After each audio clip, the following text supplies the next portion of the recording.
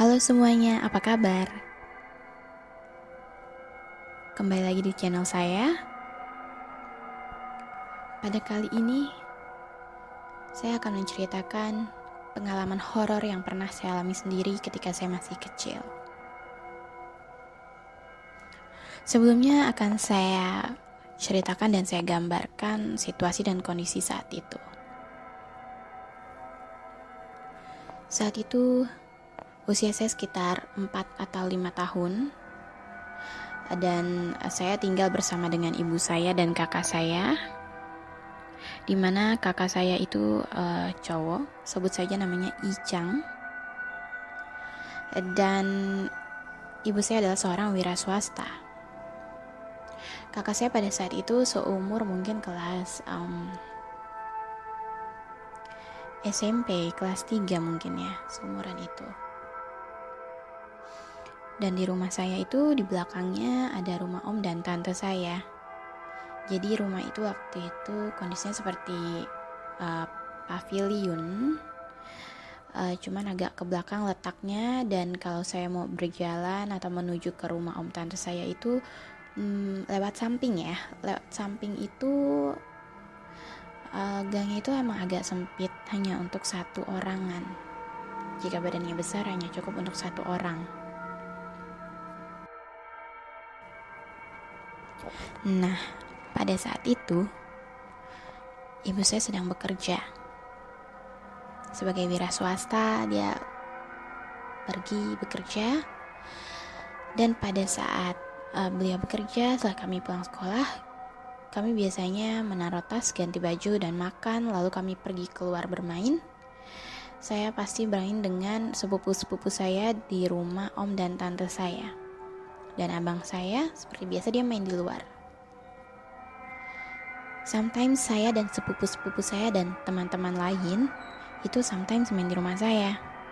Tapi kita tidak main di dalam rumah, kita main di perkarangan.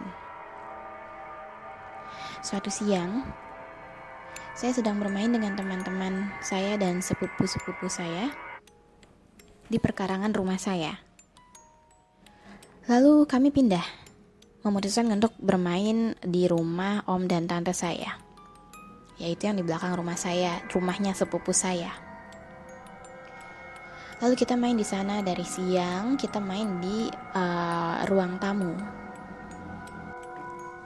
For your info, pada saat kejadian di rumah sepupu saya itu hanya ada tante, kakak sepupu saya, dan sepupu saya yang seumuran saya yang sedang bermain dengan saya.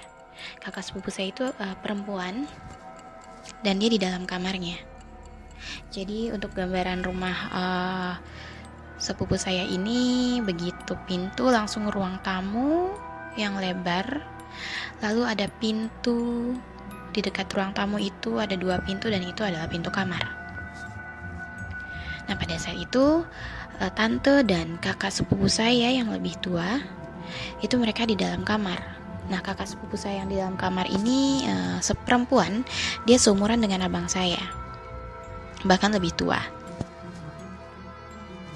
Pada saat itu, siang itu kita bermain seperti biasa. Kita main di ruang tamu dengan sepupu saya dan teman-teman saya, dan kita menyaksikan video game, lalu kita menyetel televisi, kita bermain permainan yang lain gitu dengan serunya. Tidak terasa waktu sudah mau maghrib. Lalu sampai maghrib, selepas maghrib,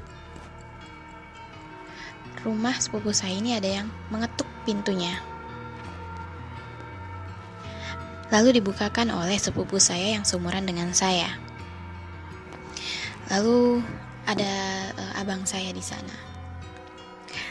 Lalu abang saya menanyakan saya, dan pada saat pintu dibuka, refleks kita semua menghadap ke pintu tersebut. Dan saya pun lihat abang saya sendiri di sana. Lalu dia menanyakan saya terhadap sepupu saya, dan dijawab oleh sepupu saya bahwa saya memang ada, dan kita saling bertatapan. Dan saya pikir tumben sekali nih abang saya menjemput saya. Baik, tidak pikir panjang, karena mungkin sudah sore, abang saya menjemput saya. Biasanya dia tidak pernah jemput saya se-early ini. Biasanya dijemput saya kalau memang ibu saya itu udah pulang. Lalu Akhirnya saya pulang dengan abang saya itu, dengan posisi saya dulu. Setelah saya keluar dari pintu rumah tersebut, rumah om tante saya, itu yang jalan pertama itu saya di lorong itu, karena kan tadi lorongnya sempit ya, jadi bisa dilalui hanya satu orang jika badannya cukup besar. Tapi di situ saya memutuskan untuk saya jalan duluan di awal. Setelah itu abang saya mengikuti saya dari belakang. Lalu tidak lama kami sampai di rumah. Lalu abang saya membukakan pintu rumah kami, diputarnya kunci rumah, dibukakan pintu, lalu dibukakanlah pintu rumah untuk saya oleh abang saya, oleh kakak saya atau abang saya. Lalu kakak saya menyuruh saya untuk masuk dan saya tidak banyak bicara, saya juga masuk ke rumah. Lalu saya langsung mengambil remote TV karena saya menyadari memang ibu saya belum pulang, karena ibu saya biasanya pulang di jam 7:30 ya sampai di rumah. Lalu saya ambil remote TV dan saya ingin menyalakan televisi. Lalu abang saya kembali menutup pintu dengan posisi dia masih di luar. Pada saat dia mau menutup pintu, saya bertanya ke dia, loh kenapa dia nggak stay di rumah, kenapa dia nggak sama saya. Abang saya tapi memilih untuk keluar lagi. Begitu saya tanya, mau kemana? Lalu abang saya menjawab bahwa ya mau main.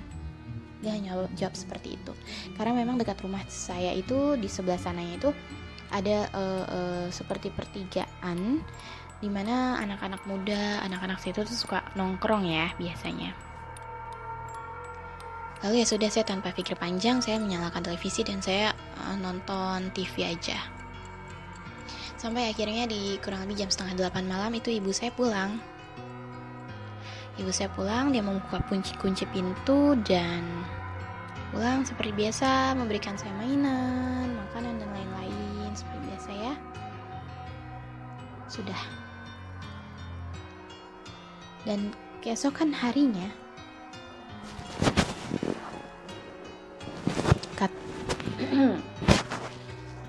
lalu keesokan harinya kakak sepupu saya yang seumuran dengan abang saya, atau dia bahkan lebih tua ya, yang perempuan ini, dia bertanya kepada saya, dia bertanya kepada saya, Nduk, semalam kamu dijemput kan sama abang kamu? Lalu saya jawab, iya kak. Kenapa? Loh, karena bingung semalam sekitar di jam 9 katanya, pada saat sepupu saya dan keluarganya, om tante saya itu sudah mau tidur, ada yang mengetuk pintu. Pada saat dibuka ternyata itu abang saya. Dia ingin mengembalikan obeng yang dipinjamnya tadi siang, karena dia sempat meminjam obeng memang. Setelah mengembalikan obeng, abang saya itu menanyakan keberadaan saya dengan maksud ingin jemput pulang ke rumah. Di situ kakak sepupu saya bingung, loh, bukannya tadi itu adikmu sudah kamu jemput sehabis maghrib? Lalu kakak sepupu saya memanggil adiknya, yaitu sepupu saya yang seumuran saya. Lalu dia tanya, tadi itu sudah dijemput kan? Iya, kata sepupu saya yang seumuran. Tadi kan abang yang kesini jemput toh. Lalu mereka semua bersaling bertatapan dan melihat ekspresi muka dari kakak saya atau abang saya itu seperti orang bingung, heran, memicingkan mata dan mengerutkan dahinya. Lalu tanpa pikir panjang, abang saya tidak memperpanjang masalah ini, hanya oh ya sudah. Lalu abang saya bergegas pulang dan di rumah itu sudah ada saya dan juga ibu saya. Dan saat itu saya sudah tidur. Namun abang saya tidak pernah menceritakan itu, dan saya hanya diceritakan oleh sepupu saya. Lalu saya bertanya, beberapa minggu kemudian saya baru bertanya karena saya baru ingat, apakah dia jemput saya saat itu? Namun jawaban abang saya tidak. Dia tidak pernah menjemput saya di jam itu.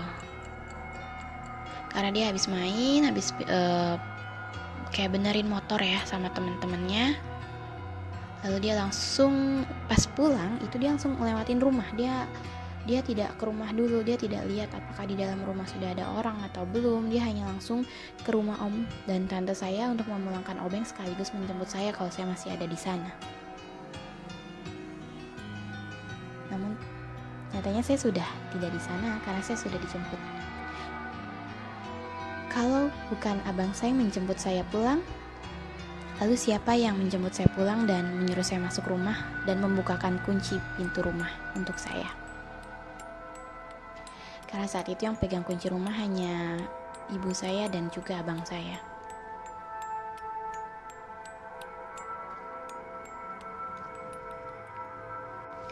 Baik, cukup sekian cerita yang bisa saya sampaikan kali ini. Mungkin nextnya akan ada cerita-cerita lain dari teman-teman saya. Bahkan mereka sendiri yang akan langsung menceritakan pengalaman horor mereka. Terima kasih.